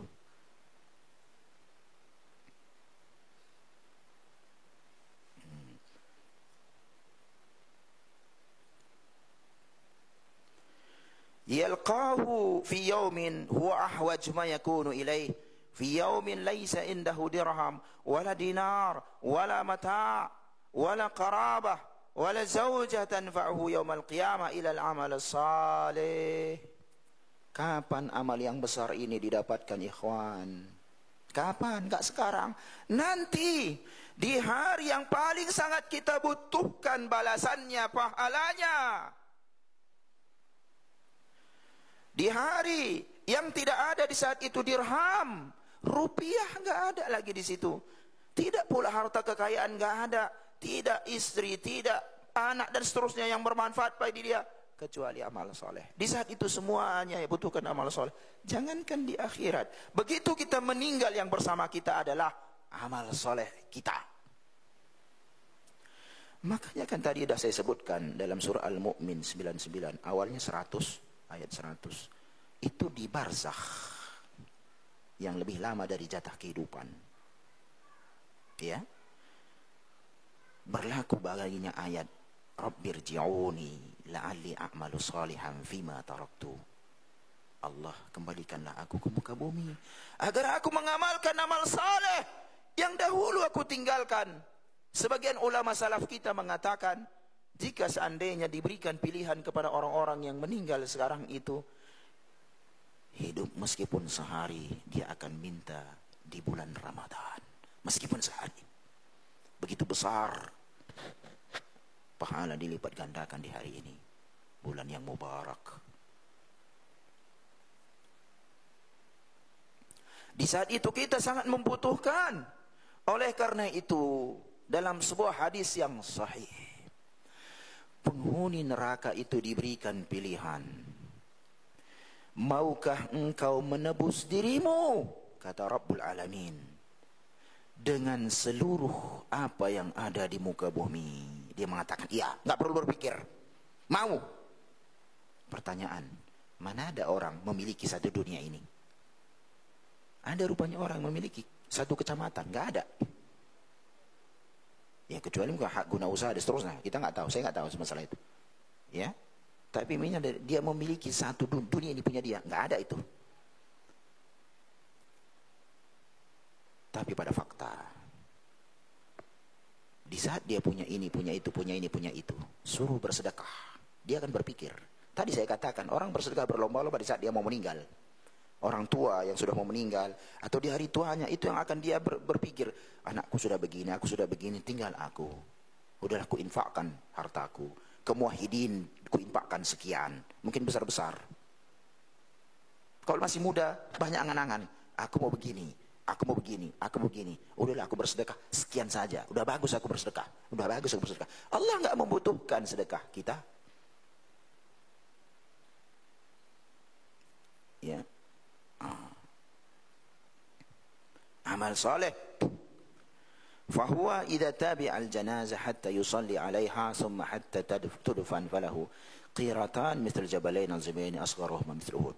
Lalu penulis Syekh mengatakan, apabila dia mengiringi jenazah sampai disolatkan kemudian sampai dikuburkan, bagi dia 2 qirat, amal yang sangat ringan, luar biasa azim. Ini cuma ya di negeri kita ini seperti Masjid Muwahhidin, berapalah banyaknya orang disolatkan tiap tahun, paling 2, 3, 4, 5 kali udah hebat itu.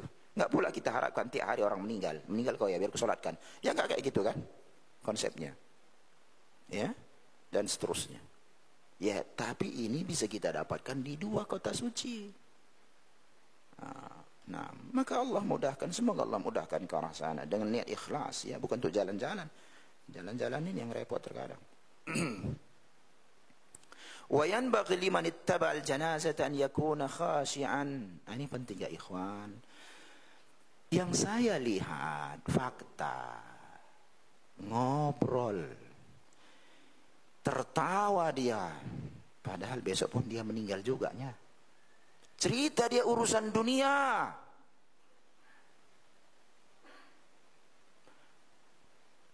Antum enggak menghadapi mendatangi jenazah si fulan? Oh iya, nanti sana adalah kita bahas ya. Mungkin utang antum itu situ nanti kita bahas. Atau nanti ya, di tempat meninggal dibahas bisnis. Ini harus kita perbaiki cara berpikir seperti ini. Orang tertawa, ngobrol, dan seterusnya. Ya, bukan seperti ini mengiringi jenazah. Ini dia lupa hakikat kehidupan, hakikat akhirat. Siapa saja yang mengiringi jenazah hendaklah datang dengan hati yang tunduk, memikirkan tempat kembalinya. Dia berkata di dalam jiwanya, wahai diriku, anta ma'aluka ka ma'ali hadzal ladzi fawqa a'naqina. Tempat kembalimu seperti tempat kembali orang yang sedang kami angkat jenazahnya. Ini hatiku. An qariban aw ba'id, cepat atau lambat. Wa rubbama yakunu an qarib wa yatadhakkar hadzal rahil. Bisa jadi cepat. Mungkin hari ini dia mengantar jenazah, besok dia yang disolatkan orang. Harus diingat ini. Tidak ada rumusan umurku harus sampai 63 karena ada hadisnya umur umatku antara ini dan itu, berarti aku masih panjang. Siapa rumusan yang mengatakan seperti ini? Kita semua menunggu takdir kita, jatah kita ini diambil Allah. Maka persiapan ke arah sana yang jauh lebih utama. Maka sering saya ingatkan urusan dunia, bukan nggak penting dunia, kita hidup butuh modal. Agar kita jangan minta-minta. Minta-minta itu terlarang untuk kepentingan pribadi, kecuali darurat. Jangan habiskan seluruh hidup kita ini memikirkan dunia. Apa fungsinya antum dipuji orang punya ini, punya itu? Apa fungsinya? Enggak akan menambah umur antum, tidak akan membuat antum sehat. Pujian manusia tidak akan membuat antum masuk surga. Enggak ada manfaatnya. Silahkan punya ini, punya itu, punya ini, punya itu. Tetapi atas dasar kebutuhan. Harus dibedakan antara butuh dengan ingin. Yatadzakkar anna aqraban nas ilaihi. Nah ini dia. Wa aulan nas bihi wa asfaqan nas alaihi. Man yusallimhu ila hufratihi wa yadfanuhu wa yarmihi wa yatakhalla anhu. Dia harus ingat, kita harus ingat. Orang manusia yang paling dekat, yang paling utama, yang paling merindukan kita, semuanya akan menyerahkan kita ke lahat. Gak akan mungkin seorang muslim, sayang kali, cinta kali, aku udah lahat. Biarkan aja lah mayat ini bersamaku. Ya bau busuk. Di antara hikmah kenapa azab kubur gak diperdengarkan sama kita, itu supaya mayat dikuburkan. Coba bayangkan kalau azab kubur itu diperdengarkan sama makhluk. Misal, nggak akan ada orang mau menanam mayat. Nggak usahlah nanti diazab. Secara pikiran sederhana mungkin. Akhirnya kita hidup tak aman. Bau busuk di mana-mana. Makanya nggak diperdengarkan sama kita. Dikuburkan. Dan diuji orang-orang yang mengantarkan jenazah. Karena dia tidak melihat barzakh. Dan banyak yang nggak lulus ujian ini. Dia mengantarkan jenazah, bahkan dia yang mengangkat jenazah. Kemudian besok udah cerita dia aib. Bahkan di tempat penguburan jenazah, mereka cerita tertawa terbahak-bahak. bahkan menceritakan aib yang meninggal. Datangnya dia ke tempat itu hanya untuk setor wajah, agar kelak aku meninggal mereka mengurusi jenazahku, katanya. Ikhwani, kucing saja ditanam orang, apalagi manusia.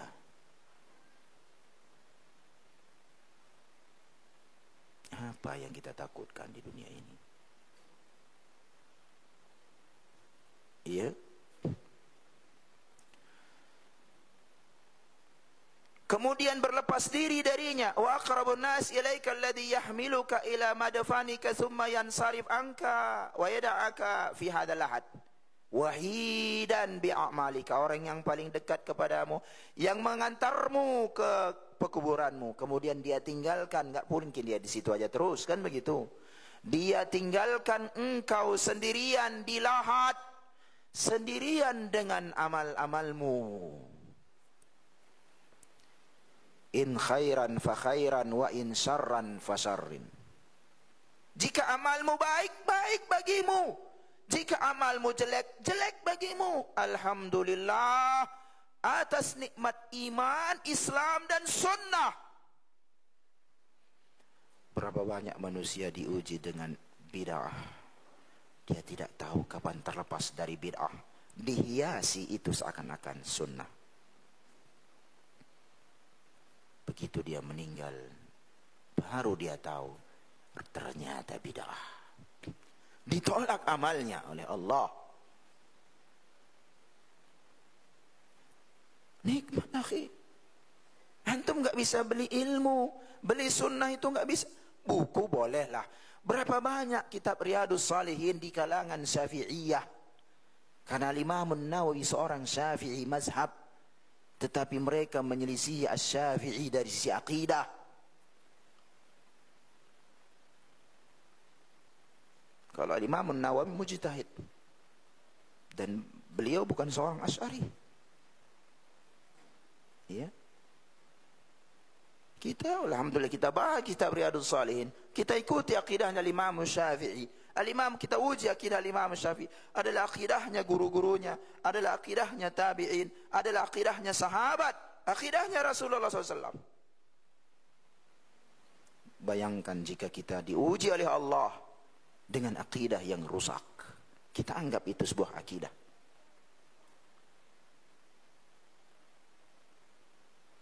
Berapa banyak kita lihat itu askar-askar di kuburan Baqi harus berteriak, letakkan batu itu, letakkan tanah itu ya haj, ya hajjah. Panggilan kan itu hajjah, haji, hajjah, padahal belum hajinya itu, belum hajjah itu. Letakkan ya hajjah, letakkan ya haj, letakkan ya haj. Kenapa? Mau dibawanya pulang. Tanah Baqi, batu Baqi. Jimat. Siapa yang ngajar itu? Kita juga ke sana kok, tapi kita tidak melakukan hal seperti itu.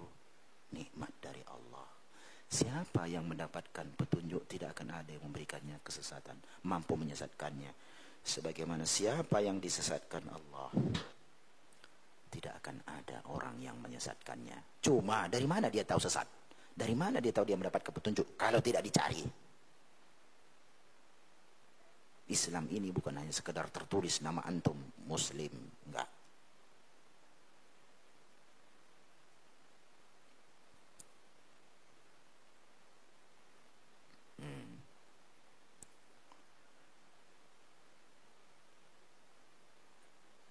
Fa in khairan fa khairan wa in syarran fa syarr. Ikhwani, berapa lama Fir'aun sudah di kuburannya? Anggap sajalah. Ya, kita buat dia 1000. Padahal lebih ya. Anggap saja 1000. Padahal lebih tentunya. Kan era-era sebelum Masehi kan begitu ya. 2000 tahun. Umur Fir'aun jauh lebih pendek dari alam barzakhnya. Dan Fir'aun diazab siang dan malam. Berapa lama? Jauh lebih lama dari jatah dia hidup. Kita tarik ke 2025, seperti itu juga. Berapa banyak manusia, kerabat kita, atau tokoh-tokoh negeri ini sudah dikuburkan. Kita tarik ke 2025, dibandingkan dengan umur dia, sudah lebih lamaan dia di alam barzakh. Dan kita pun nggak tahu kapan kiamat. Jika amalnya dahulu baik, maka baik. Jika buruk, buruk. Ada azab. Sampai nanti Allah tetapkan keberadaan muka bumi ini. Keberadaan muka bumi ini, kita nggak tahu kapan. Lebih lama kita di barzakh daripada di dunia. Padahal karena singkatnya kita di dunia ini diberikan amalan-amalan yang luar biasa pahalanya. Tadi seperti salat jenazah itu ringan, qirat-qiratan, dan seterusnya, banyak amalan-amalan ringan yang pahalanya besar. Karena kita hidup gak lama, barzakh kita lebih lama, mungkin mahsyar lebih lama lagi. Di saat itu, amalan yang kita lakukan saat ini sangat kita butuhkan pahalanya. Pertanyaan, betulkah amalan itu sudah sesuai dengan tuntunan Rasulullah atau tidak? Lagi-lagi butuh ilmu, butuh belajar.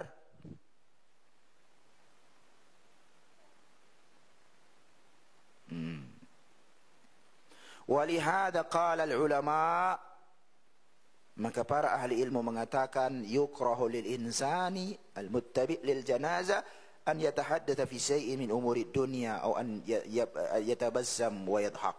Para ulama memakruhkan, tidak menyukai, dibenci orang yang mengiringi jenazah berbicara, bincang-bincang urusan dunia, atau tertawa atau tersenyum, padahal besok dia juga sudah di dalam. Mari kita rubah kebiasaan-kebiasaan. Kita ingatkan, antum kenapa ketawa akhi, apa masalahnya? Lucu kali antum lihat rupanya orang yang dikuburkan ini. Tanya dia, ya, segala macam. Nggak apa-apa dalam rangka amar ma'ruf nahi mungkar. Ya, alhamdulillah kalau antum tidak merokok. Kalau nggak, berapa banyak orang di sini malah merokok. Dia, mana rokokmu, sajalah gitu. Merokok di situ, merokok rame-rame. Rokok haram. Kalau ada ustadz yang mengatakan halal, itu orang aneh. Ya, layak bagi dia kita datangi, kita bawa asbak rokok, kita kasih dia rokok. Merokoklah antum kalau memang halal. Ya, haram. Dokter mengatakan, orang kufar mengatakan seperti itu. Tidak ada. Kalau masih ada antum merokok, ya akhi, ikhwani, tinggalkanlah itu. Ya, sucinya kota Mekah tidak membuat orang semua menjadi orang bertakwa.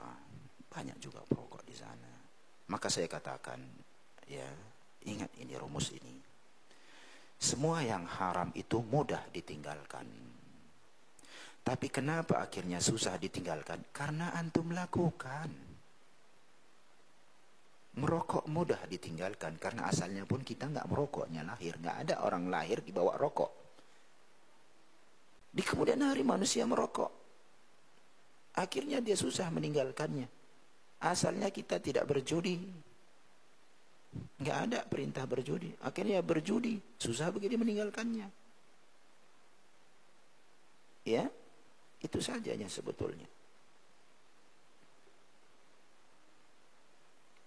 Wa kadzalika aidan idza wasalta ila al-maqbarah wa jalasta tanzir dafnaha fayanbaghi an tufakkir fi ma'alik wa annaka sawfa yantazir dafnaka kama antazara dafnu untuzira dafnu hadzal rajul. Apabila kita telah sampai di kuburan, kita duduk menunggu dikuburkan orang yang akan dikuburkan, hendaklah kita mengingat masa kita akan dikembalikan. Dan kita juga sebetulnya sedang menunggu saat-saat kita dikuburkan. Sebagaimana kita menunggu mayat ini, jenazah ini mau dikuburkan.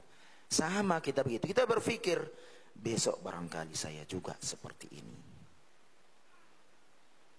Kita harus melihat apa yang sudah aku lakukan. Karena ini luput dari mayoritas orang. Bagi dia meninggal perkara biasa. Sudah sampai ajalnya katanya. Tidak tergerak hatinya. Dan ingat ikhwani, semua itu karena dunia. Jangan sempat saya ingatkan kembali, dunia itu mencengkeram antum. Antum tidak akan takut terhadap akhirat apabila antum merasa memiliki banyak hal. Apa mau saya ceritakan tentang panasnya api neraka? Di saat di rumahnya ada AC, mobil AC, kantor AC, panas rasa dia duduk, dia minum es. Lalu kita katakan neraka, bagi dia cerita dongeng. Itu hanya untuk orang beriman. Jadilah orang-orang pemilik dunia yang beriman.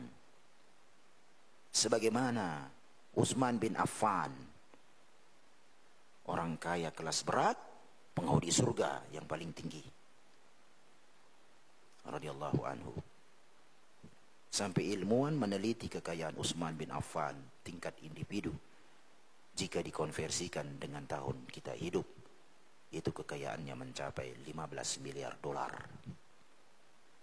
Satu orang. Habis untuk kaum muslimin. Perjuangan untuk kaum muslimin. Ketakwaan. Dan seterusnya.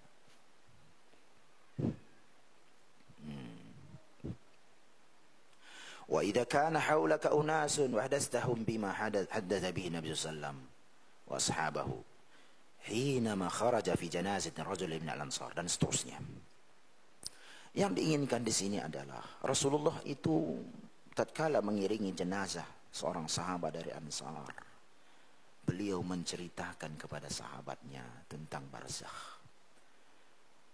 Maka di saat kita di sana, kita menceritakan, ya akhi beginilah, Rasulullah pernah menceritakan, itu diingatkan.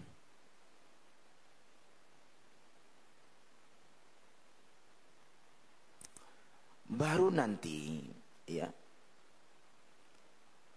setelah dikuburkan, kita hanya mendoakan, meminta ampun, diberikan kekokohan kepada yang meninggal, agar mampu menjawab fitnah kubur. Bukan ceramah. Ceramah di kuburan bid'ah. Siapa yang mengajarinya? Datangkan keterangan dari Rasulullah. Panjang lebar ngomong di kuburan.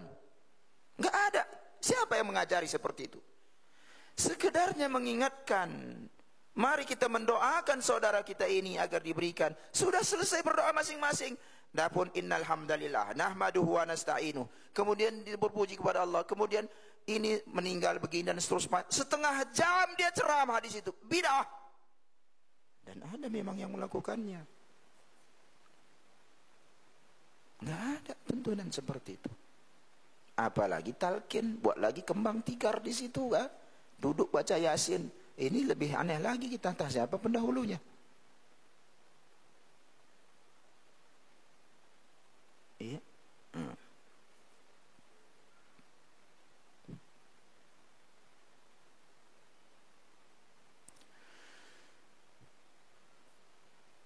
ليست هذه يعني موعظة كما يفعله بعض الناس يا إخواني الآن في بعض المحلات حيث يقوم رجل خطيبا يعيد الناس. Artinya ada pula situ nasihat, ceramah di situ. Tidak ada seperti itu. Ceramah di kuburan untuk orang yang sedang menguburkan. Ya, kalau sekedarnya kita memohon kepada Allah agar diberikan kekokohan terhadap fitnah kubur. Kita berdoa masing-masing. Udah selesai, habis itu berangkat, tinggalkan. Udah selesai. Kana alaihi salatu wasalam hadiran dafna ihda banatihi. Rasulullah pernah menghadiri penguburan jenazah salah seorang putrinya. Wa kana ala syafiril qabr wa ainahu tadma'an. Rasulullah berada di sisi kuburan dan air mata beliau bercucuran. Putri beliau Namun begitu sedihnya hati Rasulullah, tidak pernah kita mendengar, nanti malam datanglah kalian ke rumahku, wirid, baca Yasin. Sudah kusediakan kurma untuk malam pertama, malam kedua, malam ketiga, langsung malam 7, karena nggak ada lagi biaya.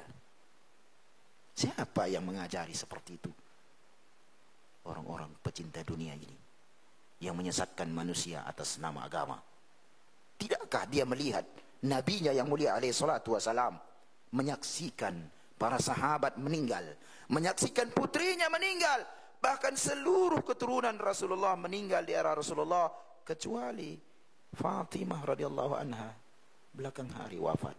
Tidak ada tuntunan-tuntunan yang sebagaimana kita lakukan kaum muslimin di era sekarang. Tugas berat kita mengingatkan kaum muslimin akan hal ini. Bukan malah pahala didapatkan 2 qiraat tadi, malah dosa yang dia dapatkan. Berapa banyak kemungkaran yang ada di kuburan, bukan 2 qiraat tadi yang malah didapatkan, malah dosa yang dia dapatkan. Amalan ringan pahala besar nggak didapatkannya. Tugas besar kita semua saling mengingatkan keluarga agar jangan terulang penyimpangan-penyimpangan di kuburan. Nasihat untuk kaum muslimin, karena ini adalah salah satu hak kaum muslimin yang harus kita tunaikan.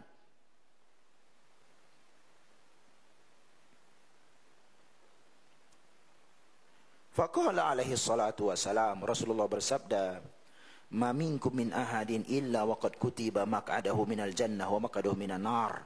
Tidak ada salah seorang dari kalian melainkan telah dicatatkan oleh Allah tempat duduknya, posisinya, apakah itu di neraka atau itu di neraka, di surga. Kita yang hadir semua ini telah tercatat takdir kita, neraka atau surga. Tapi saya nggak tahu mana posisi kita masing-masing. Kalau antum tanya saya pribadi, saya ingin masuk surga. Apa yang antum lakukan, Ustaz? Saya ikuti sunnah Nabi SAW. Saya tauhidkan Allah Tabaraka wa Ta'ala. Saya menuntut ilmu. Kita belajar. Ambil sebab. Dan saya tidak akan panjangkan mata saya melihat dunia.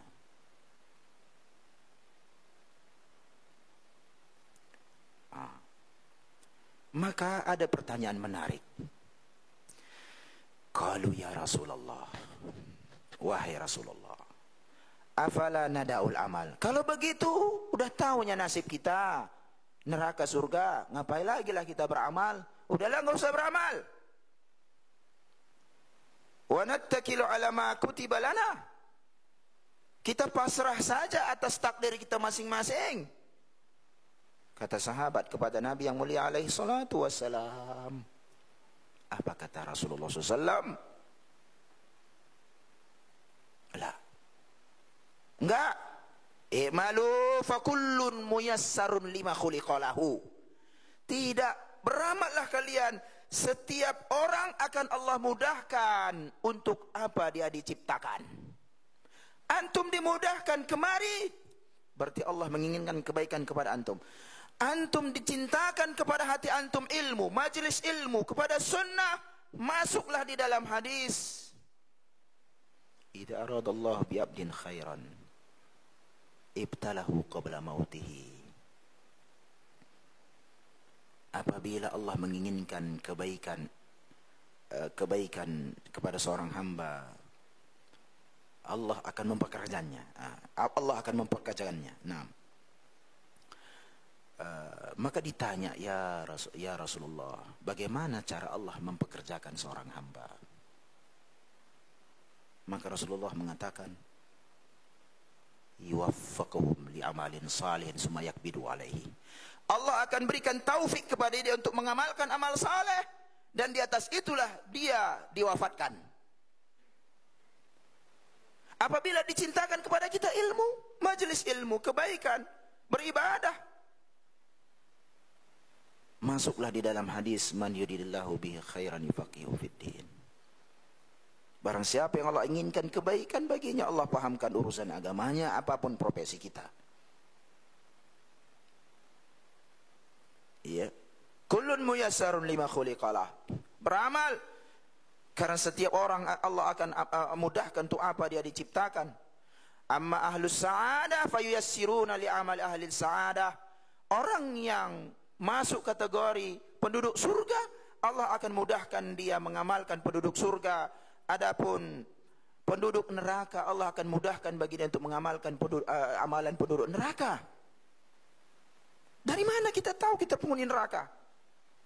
Kalau nggak mengambil sebab, buktinya antum datang. Awal-awal mungkin untuk hadir doang, karena ada buka puasa setelah ini. Misal, besok ikhlas muncul. Begitu, menuntut ilmu asal-asalnya kan begitu. Dengar-dengar ya dulu. Tadi malasnya dia diajak kawannya, udahlah hadirlah aku dulu, nggak enak pula kan gitu.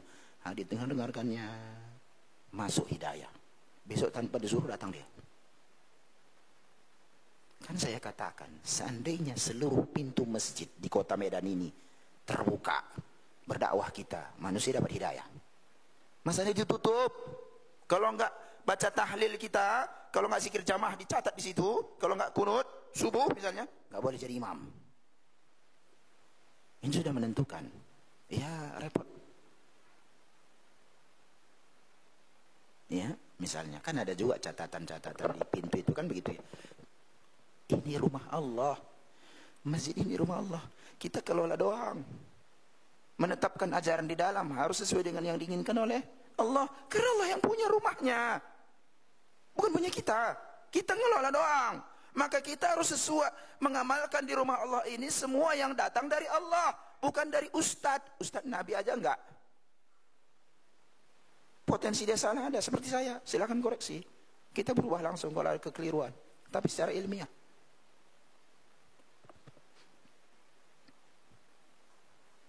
5 menit lagi. Betul? Hah? Iya. Qalu ya Rasulullah. Kemudian Rasulullah membaca ayat. Fa amma man a'ta wattaqa dalam surah Al-Lail. Adapun orang-orang yang menginfakkan hartanya dan bertakwa kepada Allah. Wa saddaqa bil husna dan membenarkan balasan husna surga. Fasanuyassiruhu lil yusra. Kami akan mudahkan dia ke dalam surga. Kemudahan, kebaikan. Iya kan? Antum cari hidayah, Allah mudahkan cari hidayah. Betul? Iya. Seorang Salman Al-Farisi mencari kebenaran sampai bertemu Nabi yang mulia alaihi salatu wassalam. Berdoa kepada Allah, cari sebab. Pasti Allah mudahkan mendapatkan hidayah. Wa amma man bakhila wastaghna. Adapun orang kikir, pelit dan merasa cukup dari Allah, enggak butuh dia sama Allah, dan ini banyak manusia. Wa kadzdzaba bil husna, dia dustakan surga. Fasanu yassiruhu lil usra. Kami mudahkan dia dalam kesesatan, kesusahan neraka. Ini ayat yang sangat penting. Antum mau surga, Allah mudahkan. Mau neraka, Allah mudahkan. Makanya cari sebab.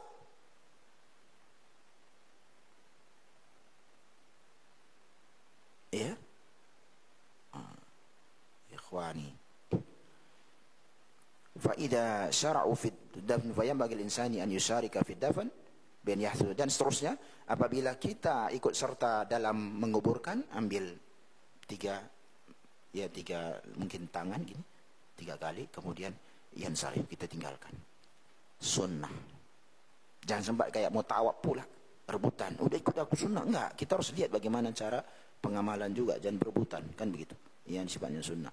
Taib ikhwani, ini yang bisa kita bahas di kesempatan hari ini, ya.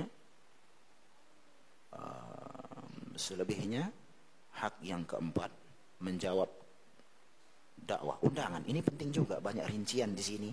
Pesta, bagaimana kemungkaran, apakah kemudian kalau kerabat bagaimana, dan seterusnya. Ini juga perkara yang penting, hak muslim, dia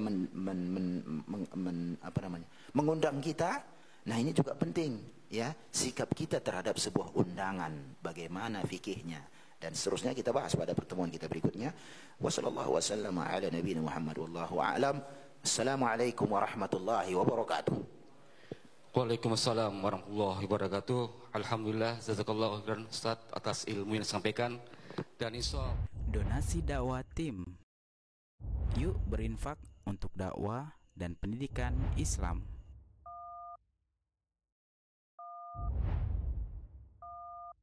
Barakallahu fikum.